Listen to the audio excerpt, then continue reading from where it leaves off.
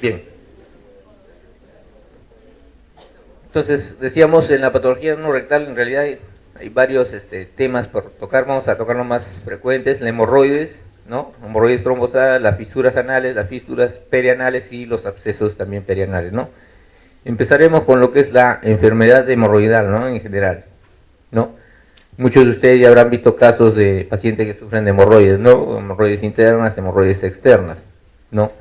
En general, la enfermedad hemorroidal es un conjunto de síntomas y signos caracterizado por dolor, prurito anal, prolapso y sangrado, ¿no? Dependiendo del grado del hemorroides, ¿no? Atribuibles al tejido hemorroidal, ¿no? Y secundario a alteraciones estructurales, ¿no? Se dice que se debe a una disfunción a nivel del esfínter externo, perdón, del interno, ¿no? Que va a producir una relajación progresiva de los elementos que fijan los paquetes hemorroidales, ¿no? Recuerden ustedes que aquí hay una especie de almohadillas, que son una especie de comunicaciones arteriovenosas que van a servir como cojincillos para el tránsito de las deposiciones. Generalmente estas almohadillas tienen un mecanismo de fijación. Cuando se produce la disfunción del esfínter, estas armadillas, este mecanismo de difusión se va soltando y las comunicaciones arteriovenosas se van dilatando progresivamente hasta, dependiendo del grado, presentarse como hemorroides prolapsadas, ¿no es cierto? Acá tenemos un caso clínico multípara, 45 años, que refiere a estreñimiento y sangrado rectal ocasionado por las deposiciones. ¿Cuál es el diagnóstico? Hemorroides es la primera posibilidad, ¿no? Absceso perianal. El absceso perianal, ¿qué es?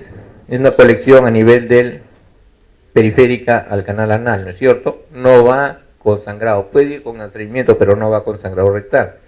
La fisura anal puede ir con sangrado rectal, puede ir con estreñimiento, no, ya puede ser una posibilidad, pero en general el sangrado es mucho más marcado en hemorroides. La estenosis anal no va con sangrado, más va con estreñimiento, ¿no? Y la proctitis sí podría ser encajar en este cuadro. ¿Cuál es la diferencia? Es una paciente de 45 años multípara, ¿no? Generalmente, si hablamos multípara, esta paciente ha tenido varios embarazos y esto ha condicionado un aumento de la presión intraabdominal. Este aumento de la presión intraabdominal va a condicionar, como cualquier otro aumento de presión intraabdominal, condicionar el desarrollo de hemorroides, ¿no? Por esta disfunción del esfínter interno que hemos mencionado. Entonces, la primera posibilidad sería hemorroides, ¿no? Vean acá, tenemos un plexo hemorroidal interno y un plexo hemorroidal externo. El externo generalmente no da dolor, ¿ya? Y el interno es que generalmente prolapsa, da dolor, produce sangrado y es el que más molestias produce en el paciente, ¿no? Cuando hablamos de interno o externo, estamos tomando como línea de referencia, ¿no? La línea dentada, ¿ya?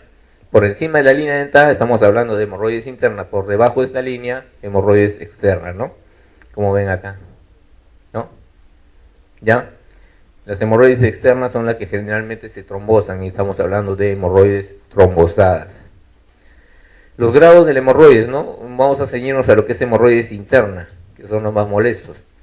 El grado 1, cuando se produce una dilatación del paquete hemorroidal, pero esta dilatación, si bien son visibles al proctoscopio, no sobrepasan la línea media, ¿no? O sea, no salen del canal anal, ¿ya? Ven acá el esquema, ¿no? Son hemorroides relativamente pequeñas que no requieren mayor manejo de tipo quirúrgico. Las de grado 2, ¿no? Estas sí prolapsan fuera del canal anal, ¿no? Especialmente cuando uno hace la deposición, ¿no? Pero se reducen espontáneamente, ¿no? Sin mayor manipulación, ¿ya? El grado 3 ya son hemorroides que también prolapsan por fuera del canal, pero ya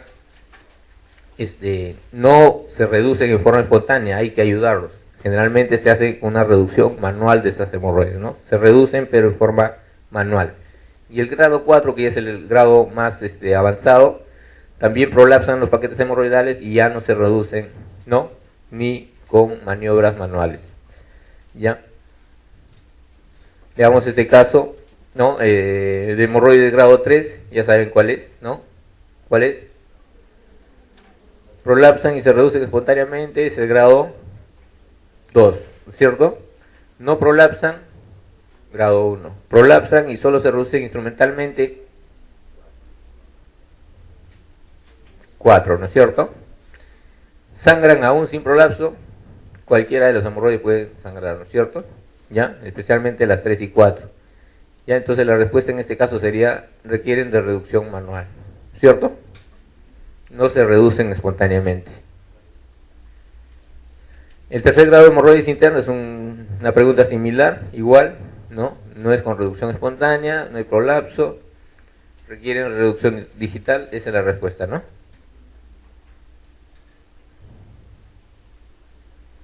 Y vean, este es un hemorroide de grado 4, ¿no? Prácticamente está afuera, es una hemorroides en corona, ¿no? Permanecen prolapsadas y son irreductibles, ¿no es cierto? Esas son de manejo quirúrgico 100%. Entonces tenemos dos tipos de tratamiento para el hemorroides, un tratamiento conservador y un tratamiento ya más agresivo, que es el quirúrgico, ¿no? El conservador se puede ofrecer a pacientes que tienen hemorroides de grado 1 hasta 2, ¿cierto? Y va a estar básicamente en medidas higiénico-dietéticas, ¿no? Dieta rica en fibra, el uso de laxantes, supositorios, ¿no? Baños de asiento que van a bajar el cuadro inflamatorio, ¿no? Y en algunos casos el uso de terapias tópicas, ¿no? Las cremas, dieta rica en fibra sobre todo, ¿no? La ligadura elástica está indicada en grado 1, grado 2, vamos a ver más adelante en qué consiste. Vean, esta es la ligadura elástica. Lo que se hace es traccionar el paquete hemorroidal y colocar por encima una banda elástica. Esta banda elástica se coloca a nivel de la raíz, digamos, del paquete, y lo que va a hacer es necrosar prácticamente la parte distal. Igual que cuando hablábamos de varices esofágicas, ¿se acuerdan? Que cuando colocamos una banda elástica, el mecanismo es similar, ¿no es cierto? Ya necrosa y este paquete hemorroidal progresivamente va a caer. Como les decía, esto solamente en grado 1 y grado 2. Algunos lo utilizan en grado 3, pero no es recomendado. La escleroterapia, igual que en varices esofágicas, consiste en inyectar una sustancia esclerosante a nivel del vaso, ¿no? O del paquete hemorroidal, que va a producir la esclerosis y la cicatrización dentro del paquete hemorroidal. En realidad estos son manejos no quirúrgicos, son manejos no invasivos, digamos, ¿no? Y el tratamiento quirúrgico ya va a consistir en la extirpación de los paquetes hemorroidales, ¿no? Hay que resecar el paquete hemorroidal. Recomendable en los grados 3 y 4, ¿no? Y cuando hay asociación con otras patologías, ¿no? Pacientes que tienen fisuras, fístulas y papilas hipertróficas. Este tratamiento, lo que es un resumen de lo que hemos mencionado. La hemorroidectomía puede ser abierta, de tipo Milligan-Morgan, o cerrada o semicerrada, que es la hemorroidectomía de Ferguson, ¿no? Acá tenemos un caso, un paciente eutrófico, paquetes hemorroidales prolapsados tipo 3. ¿Cuál es el tratamiento de elección? Analicemos cada una de las alternativas, ¿no? Hemorroidectomía de todos los paquetes, técnica de Milligan-Morgan. Hemorroidectomía de todos los paquetes, técnica de Parks. Hemorroidectomía máximo 3 paquetes. Ligadura con banda de todos los paquetes, técnica de Barrón, o solamente manejo médico. Si es un grado 3, este paciente tiene que ser ya manejo quirúrgico, ¿no es cierto? Entonces analicemos las posibilidades quirúrgicas. La de Milligan-Morgan sería la indicada, ¿no es cierto? Pero hay una palabrita acá, dice hemorroidectomía de todos los paquetes. Cuando hablan todos los paquetes, nosotros, como veíamos en la figura, podemos tener una hemorroides en corona. ¿Qué significa hemorroides en corona? Generalmente, los paquetes hemorroidales se desarrollan a 3 niveles, ¿no? Uno sería a las 9 en posición de litotomía, o sea, a la izquierda, y 2 más, uno hacia el lado derecho, los dos, pero uno anterior y otro posterior. A eso de las horas sería en este caso las 10 y las 5. Son los 3 paquetes fundamentales en los cuales se desarrollan los paquetes hemorroidales. Sin embargo, hay paquetes accesorios dentro de estas tres ubicaciones. De tal manera que cuando se desarrollan los 3 paquetes hemorroidales más los accesorios, vamos a tener una hemorroides en corona. Prácticamente todo el canal anal va a estar rodeado por un paquete hemorroidal, ¿no? Entonces, si nosotros sacamos todo ese paquete hemorroidal en corona, vamos a dejar un gran tejido de cicatrización, ¿no es cierto? Y esa cicatrización va a hacer que, a la larga, esa zona, el canal anal, se vaya a estenosar. y podemos estar condicionando en el paciente un cuadro de estenosis anal. Por lo tanto, no es recomendable sacar todos los paquetes hemorroidales en un solo acto. Siempre hay que tratar de sacar los 3 paquetes hemorroidales principales, ¿cierto? Los que mencioné, a las 9, a las 10 y a las 5, ¿ya? Y dejar entre estos 3 paquetes unos puentes de mucosa, para que a partir de ahí se regenere el tejido mucoso y no lleve al paciente a una estenosis. ¿Está claro? Entonces, cuando hablan acá de todos los paquetes hemorroidales, no es la indicación, ¿no es cierto? ¿Ya? La idea sería hemorroidectomía máximo 3 paquetes. Siempre dejar puentes mucosos entre paquete y paquete hemorroidal. Y bueno, ya lo que habíamos mencionado, hemorroides trombosadas, ¿no? Por necrosis de la mucosa, generalmente esas hemorroides producen un dolor intenso, súbito, prácticamente imposibilita al paciente la deambulación. Ustedes ven el paciente que no puede ni caminar, ¿no? Aumenta con la maniobra de Valsalva y no se relaciona con la defecación. En estos casos hay que hacer la hemorroidectomía de urgencia, si están necróticos, y si están solamente trombosados, lo que se hace es un simple corte a nivel del paquete y drenar el hematoma. Con eso el paciente siente un alivio, pero sorprendente, ¿no? Vean acá, ese es el drenaje que les decía. Los plicomas lo van a encontrar con frecuencia dentro de lo que es patología, pero en realidad son cicatrices, ¿no? Son pliegues de la piel, hemorroides que han sufrido una trombosis previa, ¿no? Generalmente son asintomáticos, no producen mayor molestia, solamente producen un efecto antiestético en el paciente. Van a haber pacientes que vienen a la consulta solamente para que le resequen ese plicoma, ¿no? El tratamiento de elección en hemorroides externas trombosadas, dieta rica en fibra, no le va a solucionar el problema. Ablación quirúrgica, baño de asiento, le va a aliviar, no le va a curar. Ligadura con banda de caucho, reducción manual. Creo que la respuesta de lejos es la ablación quirúrgica, ¿no es cierto? Otra patología de la región anorrectal es la fisura anal. Como ven acá, es prácticamente como un desgarro de la mucosa a nivel del conducto anal, producida generalmente por un agente traumático. En este caso puede ser una deposición bastante consistente en un paciente que generalmente sufren de estreñimiento, ¿no? Y lo que va a producir esta lesión es un dolor bastante intenso que es tanto el dolor que el paciente tiene miedo de defecar. Entonces se produce un círculo vicioso, ¿no? Pacientes que están con estreñimiento, reteniendo las deposiciones, estas se hacen duras, se hacen fecalomas, y al momento de pasar por el canal anal producen más lesión, ¿no? Más lesión, más dolor, más retención, más lesión, y se perpetúa el círculo vicioso, ¿no es cierto? El 90% de estas lesiones están en la línea posterior, ¿no? Línea media posterior, ¿ya? Y cuando se producen estas lesiones siempre hay que tratar de descartar otras enfermedades posibles, ¿no? Como esta enfermedad de Crohn, la proctitis, leucemia, procesos neoplásicos, tuberculosis en nuestro medio, ¿no? Que es relativamente frecuente. Como decía, es el desgarro traumático de la línea posterior del conducto al defecar, generalmente producido por problemas obstructivos de posiciones bastante aumentadas en consistencia, ¿no? Que va a producir pueden llegar a producir incluso sangrado, ¿no? El tratamiento, un tratamiento conservador como es dieta, baño de asiento, ¿no? Pero en los casos severos, en los cuales ya no cede con el manejo conservador, hay que ofrecer un tratamiento quirúrgico. Ese tratamiento consiste en una esfínterotomía, ¿no? Lateral, ¿ya? Y fisurectomía, o sea, se reseca la fisura, ¿no? La fisura anal, y además se hace una esfínterotomía lateral. ¿Qué significa esfínterotomía? En hacer una sección parcial del esfínter interno, ¿no? Se abre la mucosa lateralmente, ¿no? Y por ahí se va disecando hasta llegar al tejido muscular que forma el esfínter.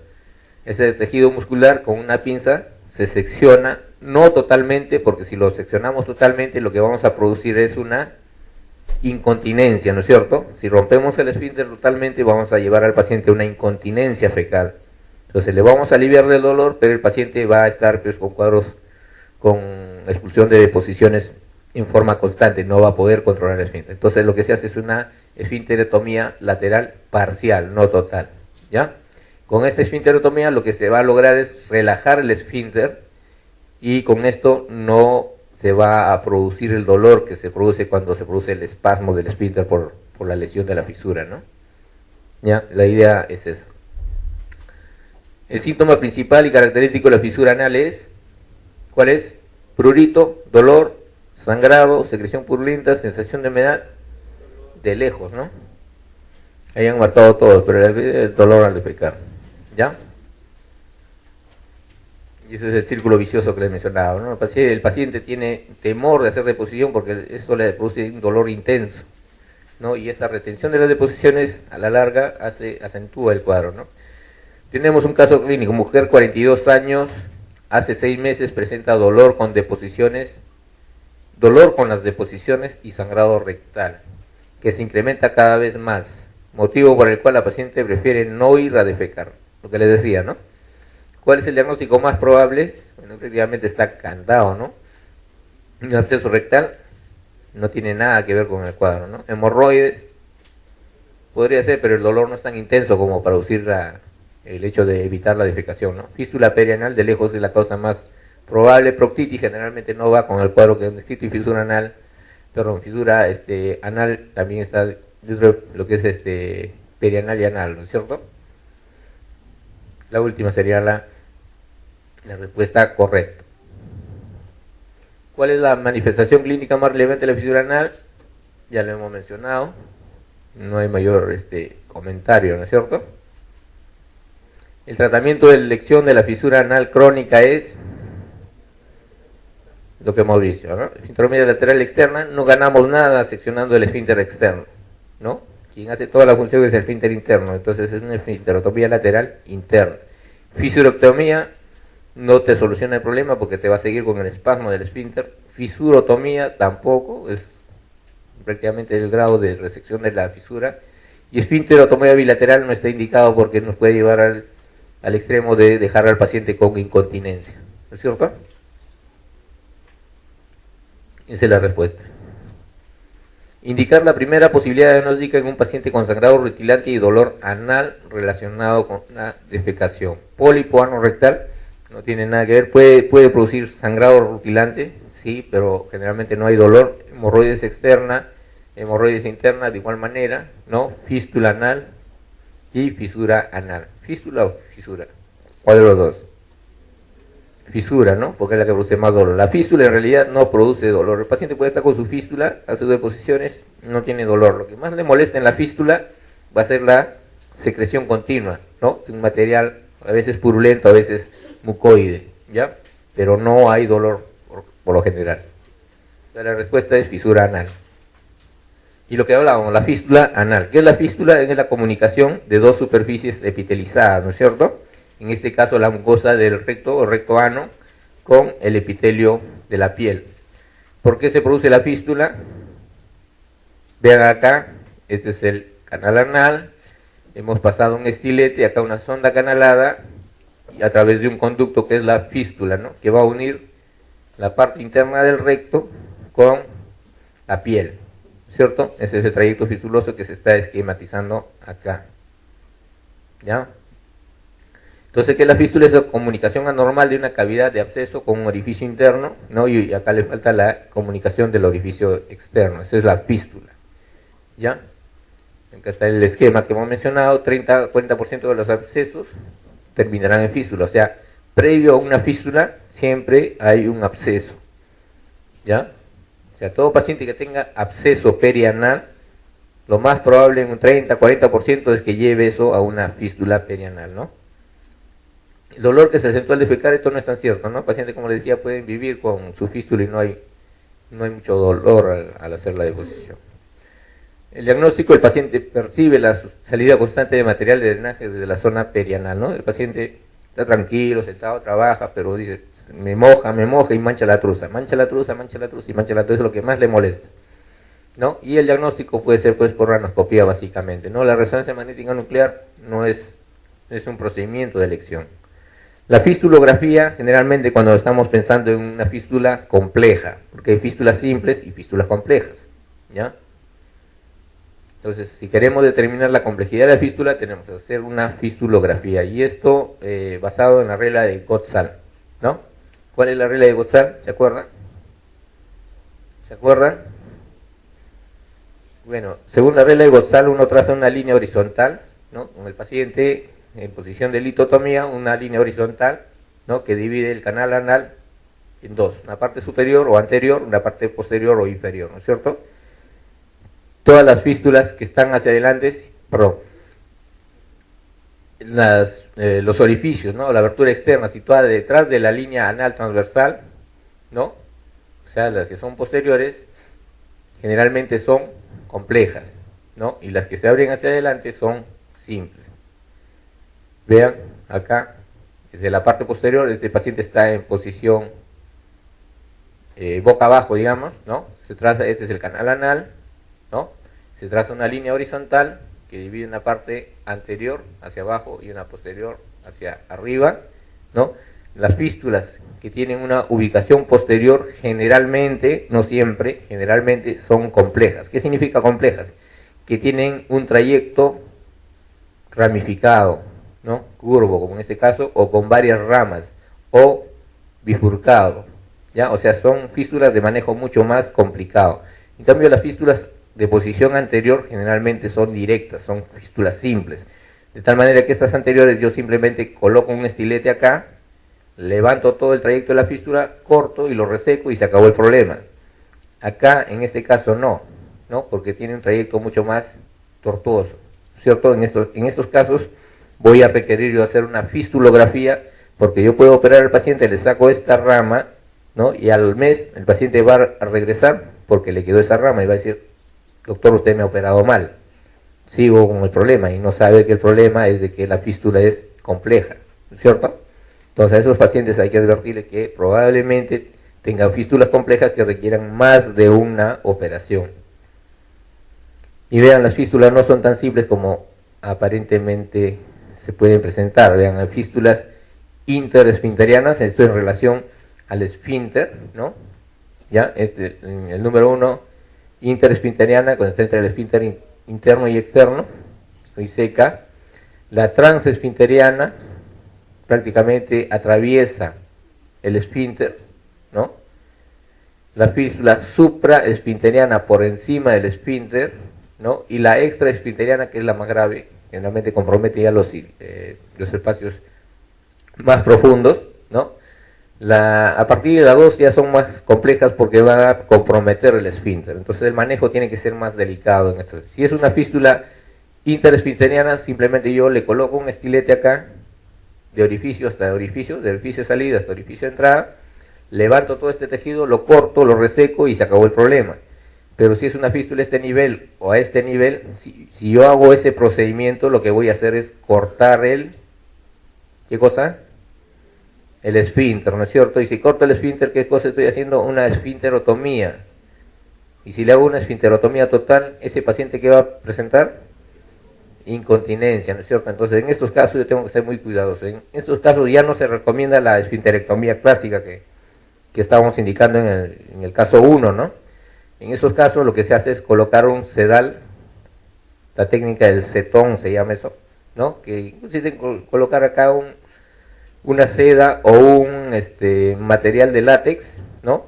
De tal manera que canalizo, digamos así, toda la fístula por dentro y hacia afuera, junto los extremos en la parte externa y hago tracción. Y dejo al paciente con esta tracción constante. Varios días, hasta que esa tracción hace que vaya jalando esta fístula, vaya cortando el esfínter, pero hace un corte progresivo. De tal manera que va avanzando esto y por encima va cicatrizando el tejido. Hasta que llega un momento en que todo el material de látex que le he puesto va a salir hacia afuera, pero me va a dejar una cicatriz por dentro, ¿no? Y eso va a evitar la incontinencia por lesión del esfínter interno. ¿Ya? Esa es otra técnica para el manejo de... La regla de Gottsal, ya la hemos visto, es útil para el manejo de la siguiente patología anorrectal. ¿Cuál de ellas? De lejos, fístula, ¿no es cierto? ¿En qué patología? Es la misma pregunta, ¿no? Con otra terminología. El síntoma principal y característico de la fístula anal es dolor al defecar, prurito al realizar ejercicio, sangrado anal espontáneo, secreción purulenta, sensación de humedad constante.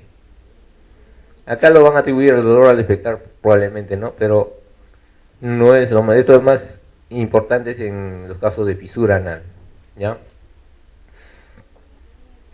Paciente adulto, 45 años de edad, a quien se está realizando una intervención quirúrgica por fístula anorrectal, ¿no? Es una cirugía por fístula. Intraoperatoriamente se clasifica como media. El trayecto fistuloso posiblemente va por la cara interna del esfínter interno, incluye el anillo anorrectal, va por la cara externa del esfínter externo, no incluye el anillo rectal, incluye los esfínteres. ¿Cuál de ellos? ¿Ah? 45 años, intervención quirúrgica por fístula anorrectal, intraoperatoriamente se clasifica como media. En realidad no hemos visto la clasificación como media, ¿no? Pero esta es transesfinteriana, ¿ya? Trayecto probablemente sea por la cara interna del esfínter interno, que es el más afectado, ¿no?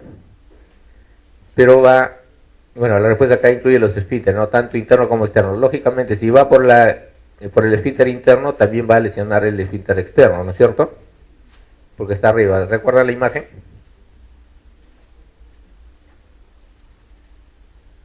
Vean, esfínter interno, esfínter externo.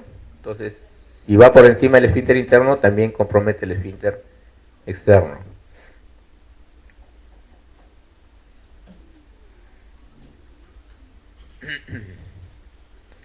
Y bueno, la última patología de la zona anorrectal es el absceso anorrectal, ¿no es cierto? Ya habíamos mencionado algo del absceso, que es generalmente condiciona la formación de una fístula a la larga. ¿Qué es el absceso? Es una colección, ¿no? Y como su nombre dice, localizado a nivel de la zona rectal, ¿no? Es una manifestación de infección supurativa por acúmulo perianal de pus en este caso, ¿no es cierto? ¿Y por qué se produce el absceso? ¿Qué tenemos a nivel de la línea dentada? ¿Se acuerdan de las criptas? ¿Ah? Aquí tenemos unas criptas, ¿no es cierto? Y en la parte, digamos, más declive entre columna y columna de Morgani, ¿no? Esas son las criptas. Van a haber unas glándulas que normalmente van a secretar una secreción que va a ayudar a que el paso de las deposiciones no produzca tanto traumatismo a nivel, en esta zona, ¿no es cierto? Esas glándulas que normalmente deben secretar por algún motivo, ¿no? Generalmente asociado a cuadros de obstrucción crónica o, constipación crónica o estreñimiento frecuente o cuadros de diarreas frecuentes, van a condicionar que por algún motivo esas glándulas se obstruyan, de tal manera de que las secreciones que normalmente deben evacuarse a la luz del recto queden retenidas dentro de la glándula y se van acumulando. Y como este terreno es un terreno altamente contaminado, se contamina con gérmenes y se va haciendo un material purulento, ¿no es cierto? ¿Ya? Este material purulento no puede quedar almacenado ahí, va creciendo y busca una zona de drenaje, hasta que crece tanto que drena ya sea espontáneamente o a través de una incisión y va a drenar hacia el exterior, ¿no? Esa es la historia, digamos, historia natural del absceso. Este absceso, lógicamente, una vez que ya se ha drenado, puede cicatrizar completamente o, como hemos mencionado, en 30 a 40% de casos puede desarrollar una fístula, ¿no? Porque queda todo este trayecto prácticamente de un orificio interno a un orificio externo, ¿no? Y de tal manera de que dependiendo hacia dónde vaya a acumularse la secreción, puede ser una fístula perianal, isquiorrectal, interesfintérico o del supraelevador, ¿no? Ese es el porcentaje de frecuencia, ¿no? El más frecuente de lejos es el absceso perianal, ¿no? ¿Ya? Y esto sí es bastante doloroso, especialmente en los cuadros agudos, ¿no? Es siempre una urgencia, el paciente va a venir con un dolor intenso que prácticamente no le deja caminar. Entonces lo que hay que hacer en estos casos es un drenaje quirúrgico, simplemente hacer una punción, un corte en la zona más fluctuante, ¿no? Y drenar el contenido purulento. Con eso el paciente va a sentir un alivio prácticamente dramático, ¿no? ¿Ya? Y lógicamente luego del drenaje hay que darle tratamiento antibiótico y las medidas de soporte correspondiente, ¿no? Baños de asiento sobre todo, y una higiene bastante estricta de la zona, ¿no es cierto? Porque, como decíamos, es una zona bastante contaminada, ¿no? Es una patología que ha ido en aumento en pacientes con VIH especialmente, ¿no? Por la inmunodeficiencia que de por sí ya presentan estos pacientes. Acá tenemos una pregunta: paciente de 37 años que desde hace 4 días presenta dolor en la región anal y de hace 2 días fiebre, ¿no es cierto? La fiebre ya nos habla de un componente infeccioso, ¿no? En urgencia se le observa una zona indurada, tumefacta y enrojecida en la zona perianal derecha. A la presión es muy dolorosa y le prescriben antibióticos y le recomienda consulta en cirugía a las 48 horas. ¿Cuál es el origen más probable de su patología actual? Que bueno, creo que está cantado, ¿no es cierto? Zona indurada, fiebre, tumefacta enrojecida, todo el cuadro de flogosis en la zona perianal, ¿no?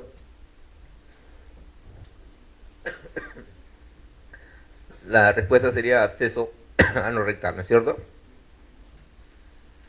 ¿Cuál es la sintomatología del absceso anorrectal? Prurito, ardor y supuración. ¿Eso va con qué? Más va con fístula, ¿no es cierto? Dolor durante y después de la defecación, fisura. Evacuación dolorosa con disminución del calibre fecal, ¿con qué va? Estenosis, ¿no es cierto? Lógico. Incontinencia y dolor anal. Incontinencia y dolor anal. Eso va más con incontinencia, pero aunque no va en relación con dolor anal, esto lo han puesto más como distractivo, ¿no? Dolor agudo y pulsátil en la región anal, de lejos esa es la causa, ¿no? O la sintomatología más frecuente del absceso anorrectal. Y el cáncer anorrectal es una patología ya maligna dentro de todo lo benigno que hemos visto, ¿no? ¿Ya? Que va que puede ubicarse, ¿no? Desde la unión recto-sigmoidea hasta el canal anal en sí, ¿no? Generalmente hay una historia de pólipos, que pueden ser adenomatosos, y puede estar asociado a cuadros inflamatorios como es la enfermedad de Crohn, ¿no? Generalmente son asintomáticas, el paciente puede referir rectorragia, tenesmo, alteraciones del ritmo evacuatorio, ¿no? Dolor anal y obstrucción intestinal ya en estadios avanzados, ¿no?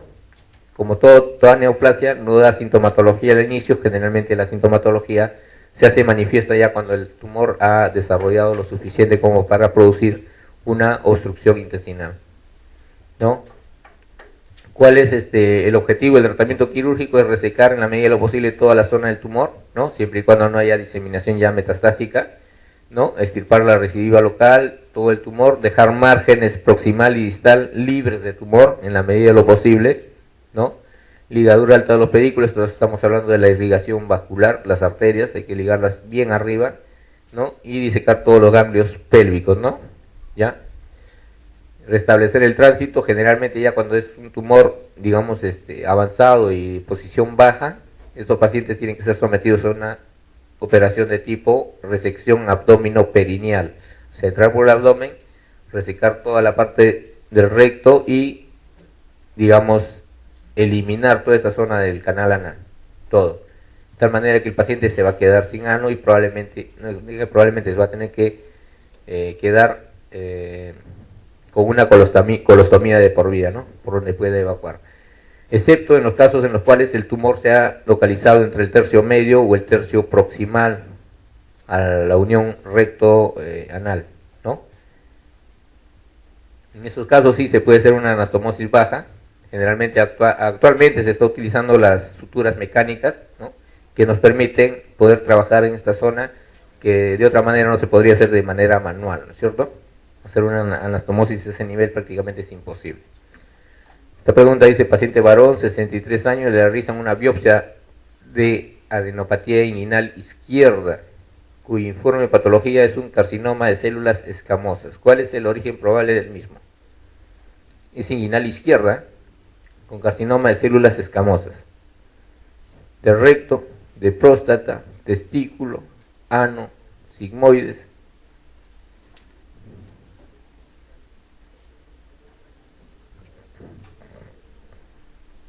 ¿Cuál es el drenaje ahí? ¿De cuál de esos tumores podría drenar a la zona inguinal? ¿Qué dicen? Recto, podría ser. Próstata, próstata, no. Testículo, ¿por qué no? Por el tipo de células. Ano, puede ser. Sigmoides, nada que ver, ¿no es cierto? La respuesta, ano, por el tipo de células, ¿no es cierto? ¿Cuál es el procedimiento curativo del cáncer localizado en el tercio distal del recto? Bueno, ya lo hemos mencionado, ¿no es cierto? Resección abdominoperineal, ilio transverso anastomosis, resección anterior del recto, colostomía sigmoidea en asa, colostomía izquierda. La respuesta es, hay que resecar toda la zona del canal anal, ¿no es cierto? Y el paciente queda con una colostomía definitiva.